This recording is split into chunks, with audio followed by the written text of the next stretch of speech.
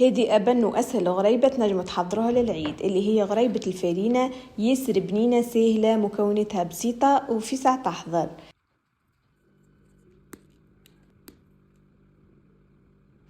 ذوبت 500 جرام زبدة، نحي منها الحليب متاعها ونخليها على جنب تبرد. نتعدى نغربل الكيلو فرينة، لازمنا نغربل المكونات. نزيد عليه 300 جرام سكر محور، تنجموا تنقصوا في كمية السكر، وبيجي باش ندخل الفرينة والسكر في بعضهم، ونبدأ نزيد في الزبدة كل مرة كمية ونخلط لين نكمل كمية الزبدة الكل. لازمنا نتحصلوا على عجينة كيف نكعبرها بيدي تتكعبر كيما تشوفوا فيها في الفيديو، وباش نحطها في العجينة ونخليها تتلم. وهذه أسهل طريقة، خير من ماكينة متاع اللحم، باش تتلم لنا العجينة بكل سهولة ومن غير حتى تعب. من بعد ما تلمت العجينة باش نزيدها 40 جرام زوزة تكون مهروشة ونلمها، وكما تشوفوا العجينة تجي طرية تعملي الكيف. ونحل كمية من العجينة على صينية على شكل دائرة، وبالقلب متاع الغريبة تنجموا تستعملوا أي قلب عندكم. نشكل كعيبات الغريبة. هذا الشكل الأول اللي عملت الوردة، وعملت وردة عادية من غير زينة.